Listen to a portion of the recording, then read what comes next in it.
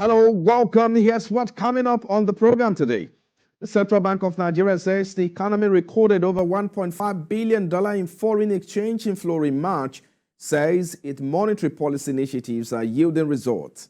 Plus, the National Bureau of Statistics says Nigerian Railway Corporation generated 1.07 billion naira as revenue from passengers in the fourth quarter of 2023.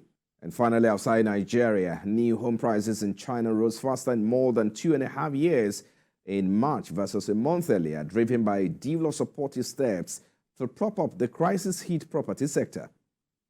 Well, this and many more are what to expect in the show today. I am Frank Omalape, and this is Business Week.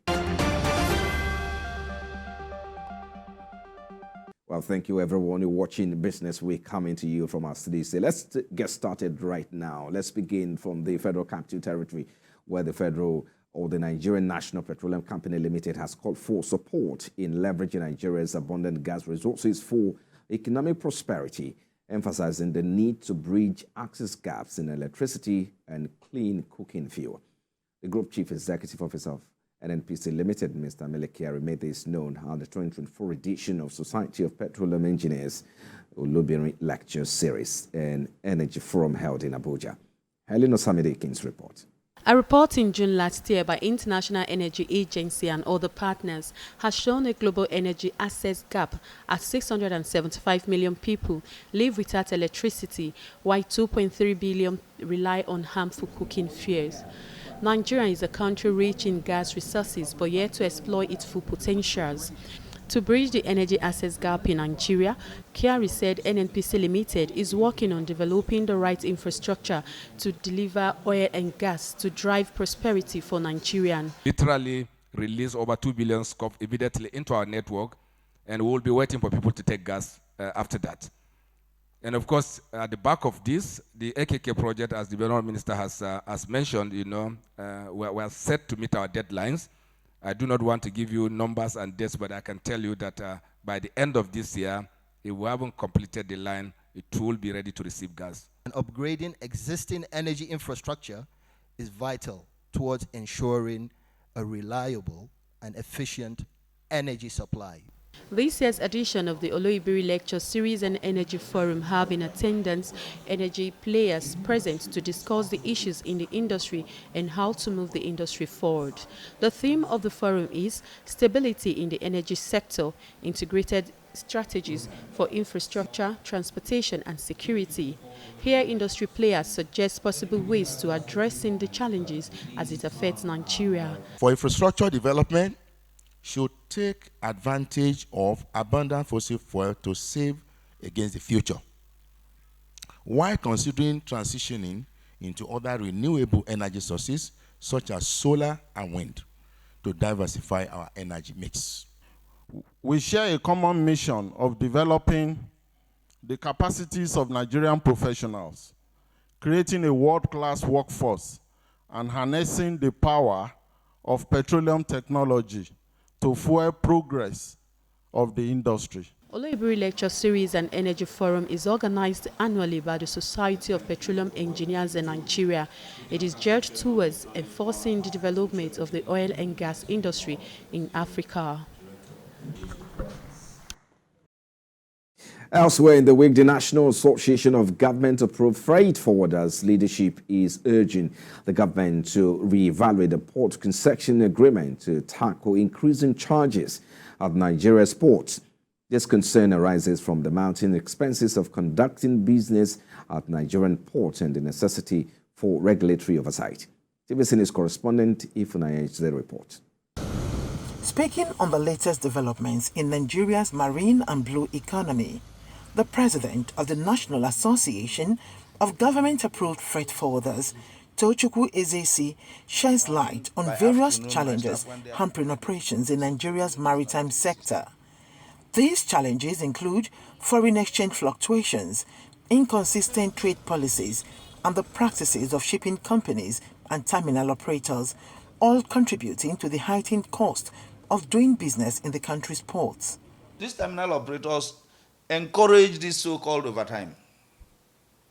They encourage this so-called overtime. Okay, somebody who has maybe one deadly to the other, he has demurrage accrued to 4.5 million naira.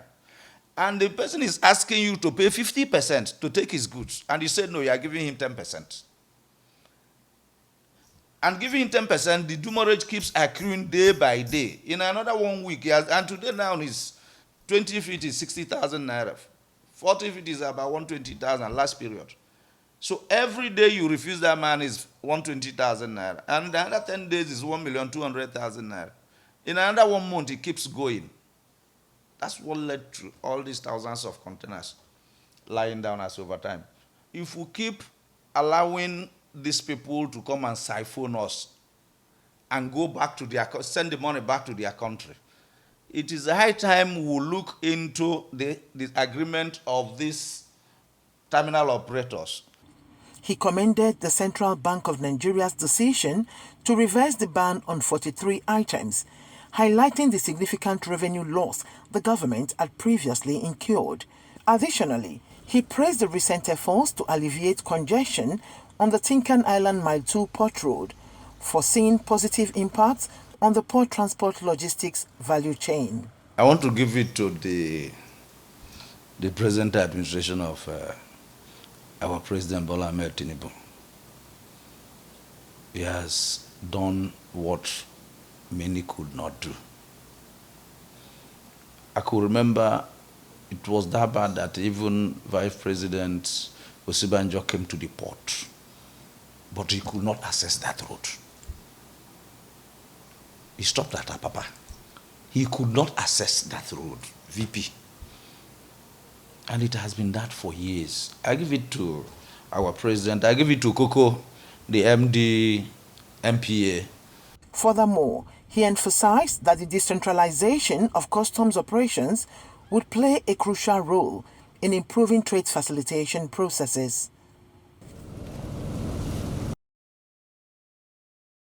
Anyway, from then out, the National Bureau of Statistics says Nigerian Railway Corporation generated 1.07 billion naira as revenue from passengers in the fourth quarter of 2023.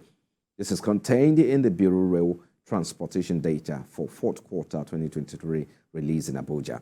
The report shows that the figure decreased by 7.51% compared with the 1.15 billion naira generated in the fourth quarter of 2022. Similarly, it shows that 423.22 million naira was collected in the fourth quarter of last year as revenue from goods cargo, representing 169.16% increase from 157.23 million naira recorded or received in fourth quarter of 2022. The new data shows that the number of rail transport passengers in the fourth quarter of 2023 stood at 672,198. And our Central Bank of Nigeria says the Nigeria economy recorded over $1.5 billion in foreign exchange inflow in March 2024, indicating its monetary policy initiatives are effective. This development, the APS Bank's acting director of the Corporate Communications Department, Mrs. Hakama Ali Sidi, said the CBN's monetary policy efforts are yielding expected results. She noted that from the data available to the bank, the inflows resulted from a concerted effort to stabilize the foreign exchange market by the CBN, while noting that the Naira has also continued to record gains in the autonomous foreign exchange market. The acting director also affirmed the commitment of the APS Bank under the leadership of Mr. Olayemi Kadoso to ensuring the stability of the market and the appropriate pricing of the Naira against other major currencies worldwide. This development followed the decision of CBN's Monetary Policy Committee to effect a 2% increase in its benchmark rate from 22.75% to 24.75% at its meeting March 2024. And elsewhere in the week, the Transmission Company of Nigeria says it remains committed to managing the grid and ensuring its stability amidst ongoing challenges. The company, in a statement by the General Manager, Public Affairs, Mrs. Ndidi Mba, in Abuja, identified the challenges to include the persistent low gas supply affecting power generation into the nation's grid. She said the company's diligent grid controllers work tirelessly day and night to balance the grid and prevent any kind of disturbance amidst challenges. The manager said the grid interruption on March 28 was promptly managed by the company's operators, with power restoration achieved in some areas within 21 minutes of the interruption, and acknowledged the collaborative effort of the federal government, particularly the Minister of Power, who has been working hard to address the root causes of low gas supply. And outside Nigeria, the dollar was broadly steady in the week as data showing easing. U.S. prices strengthened bets that the Federal Reserve could cut interest rates in June, while the yen loitered near 152 per dollar, keeping traders on edge on the threat of intervention. The dollar index, which measures the U.S. currency against six rivals, was 0.057% higher at 104.54, close to the six-week high of 104.73 it touched last week. The Commerce Department's Bureau of Economic Analysis said last week that the personal consumption expenditures price index rose by 0.3% in February, compared with 0.4% rise economists had forecast. The report also showed consumer spending rising by the most in just over a year last month, underscoring the economy's resilience. And while most markets across the globe were closed on Friday last week, with European market closed on Monday as well. And away from there now, new home prices in China rose faster in more than 2.5 years in March versus a month earlier, driven by a slew of supportive steps to prop up the crisis-hit property sector. This is according to a private survey data from the Real Estate Researcher China Index Academy, showing that the average new home price across 100 cities rose 0.27% on month in March, the biggest rise since July 2021, compared with a 0.14% on the month gain in February. A series of stimulus and easing measures from local policymakers have struggled to boost sales or increase liquidity. Megacity Shanghai logged the highest price rise of 1.09%, whereas the northeastern city of Shanghai experienced the steepest drop of 0.68%. Well, those were some of the biggest stories in Business Week. And coming up in a moment after this break, our focus is on the new CBN lending rate and what this means for businesses and the rest sector. Well, that's our talking point in a moment. Please stay with us. This is Business Week. Thank you, everyone. Thank you for joining us. This is Business Week, coming to you from our studios here in Lagos, the nation's commercial capital. Let's get started now. Nigeria's businesses are facing a new reality with the Central Bank of Nigeria's recent lending rate hike from 18.75% to 24.75%. This increase in the cost of borrowing has sent reactions through the economy, prompting critical questions about its impact. But why did the CBN raise rate? Well, the answer lies in the battle against inflation, a persistent monster driving up the price of everyday goods. By making borrowing more expensive, the CBN aims to curb spending and slow down the surging inflation rate, which is now at more than 31%. But what does the CBN new lending rate, or if you prefer, interest rate, means for businesses and the real sector? Well, that's what we're about to find out. I'm now joined by the Director, Assurance Services, PKA Professional Services, Mr. Olaokun Olabanji. He joins us virtually now. Thank you for joining us, Mr. Olabanji. At the end of its two-day meeting on Tuesday, the CBN raised the interest rate by 200 basis points to 24.75% and made adjustment to other parameters. Now, let me ask you, how will the new lending rate influence investment decisions among large corporations and activities in the informal sector specifically? It would be very nice to have a recap of the 5 critical decisions that the MPC took in that meeting that ended on Tuesday. Yes, the MPR was moved up from 22.75 to 24.75. But you will recall that that's the second major movement even this year. Just about 2 months ago, it was adjusted from 18.75 to 22.75. So invariably, in a period of 90 days, we have moved by 600 basis points. The asymmetry corridor was adjusted from plus 100 to minus 300, just to make it more neater and closer. The cash reserve ratio was moved in January to 45%. That ratio was retained. There are implications of all those ratios on businesses. while even the merchant banks that had their own return in January moved up to 14% even now, while the liquidity ratio has been kept constant at 30%. So basically, when you look at it, the intention of CBN by the interplay of this ratio is basically to reduce the volume of Naira in circulation. You will agree with me that a low interest rate is a disincentive to savings. However, when you benchmark even the 24.75 to the current inflation rate, which as of February was about 31 point something percent, over 31%, and you look at the food inflation rate, which is well over 37%, the implication of even 24.75 is that if I have 1,000 Naira now, in another 30 days, what I can achieve with my 1,000 Naira today, I will still not be able to do it in the next 30 days. Because the maximum interest rate I can get is 24.75, which is not even true.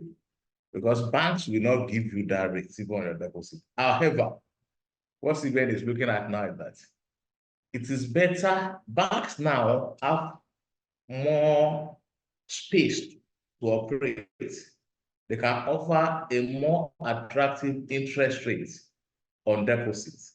And that explains why CBN is moving and trying to mop up those Naira in circulation. Well, from an investment or a businessman's perspective, what does this mean for businesses? Are there potential challenge or challenges businesses could face as a result of the adjustment in the lending rate? The truth is, there are two sides to this decision. To an average businessman, particularly manufacturers, who requires debt financing for their operations, it's bad news.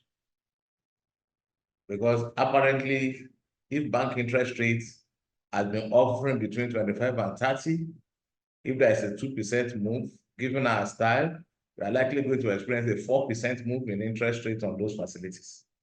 So even the existing credit facilities that those organizations are enjoying are likely going to go through a repricing now. I can give you an interest rate that is by another 2 to 3%. So you see, that's the cost, the financing cost of most of those organizations will increase. So that's the bad news there. However, the good news now is that is the target of, which I think is the target of the federal government through the CBN, are the foreign investors. Now, when you look at a return of even 15, 16% on your investment here, that kind of return, you can't get it in most other banks. Let's talk about how businesses can weather the storm. We understand that one of the key implications of the new CBN's lending rate for businesses is its effect on cost of borrowing. With a higher borrowing cost force companies to slash investment and expansion plans, or perhaps they'll probably find a way to adapt and find ways to operate in the new interest rate environment. Again and again, adaptability is the key word. Life throws lemon to you. The position that the MPC find themselves is such that they must decide something. And whichever decision that they arrive at, we have low and the high side. If they have relaxed the interest rates, we will release more Naira to be pursuing the few dollars that we have. It will be a disincentive to savings, and that will continue to push the depreciation of Naira. So to manufacturer, even the import element of their inputs, the prices will skyrocket. Well, you also spoke about the growing concern on inflation. Of course, that's in your opening, you spoke about that, which is now more than 31%, according to NBS report for February. With inflation a growing concern, how do you see the combined effect of higher borrowing costs and rising prices impacting consumer spending habit? And secondly, do you see inflation trending lower, just as the CBN stated at the MPC meeting? The MPC meeting have only spoken to the monetary policies. The Ministry of Finance Incorporated is supposed to speak to the fiscal policies. And the interface of those two policies is what will determine where we are going. For example, the high rate of inflation that we're experiencing in food items now, you cannot see it from the insecurity that pervades in the nation. If more arable lands are cultivated, because there are no risk of security, more food will be produced, and by that, cost of food will come down. The inflation that we see in goods that are manufactured and produced, there are mainly three components that are driving it. The cost of fund, which we are talking about now, the cost of energy, and the foreign exchange rate. So my expectation is that the inflation, even as we approach the third quarter, the fourth quarter, should begin to come down gradually. And I think all analysts are in agreement with that. However, there are some force majeure that you cannot determine. We hope all the parameters will be sincerely within our control, and all the steps that have been taken will be as effective as they ought to be. Well, I'm going to let you go in a moment, but let's consider a few things before I let you go. What do you think is next for CBN now? Do you see the APS Bank continue to raise interest rates, or will they adjust their strategy at the next meeting in May, which is just about 7 weeks from now? And finally, what is your outlook for the economy as we enter the second quarter of the year? When the MPC committee meeting will meet in May, I expect them to hold it like this. I won't expect any raise in interest rates again. That's the truth. Because we are all thinking that then Naira will have moderated to below 1,200, even if we can't force it down to 1,000. At least moderate. If Naira moderates to 1,200 or below to $1, at least that's a significant move from 1,007, 1,008 that we were sometimes ago. So there may be no need for that. For hiking the interest rates again, we cannot, because then we need to give life also to our manufacturers, and we need to work on our GDP, gross domestic product, so that, because if it goes like this and productivity is going down because of lack of financing, and people are moving into very, very soon. I've seen it playing out. Banks that normally will offer 7-8% of fixed deposit are upping to 12-13% already. So before you know it, people will just go and dump money on banks again, which they cannot invest. So those things, the interplay of all that, I think by May, I don't expect any hike. I expect a bold decision by the MPC, and so that by fourth quarter of the year, we might even begin to see a realization of those interest rates. In terms of economic outlook, why I don't think inflation might not go down the second quarter is that there's an expectation of an increase in minimum wage. That probably people are thinking that by the workers' day, 1st of May, that minimum wage increase might be announced by governments at the federal level, at least. And we know that once that is done, it has a way of causing slight increases in goods too.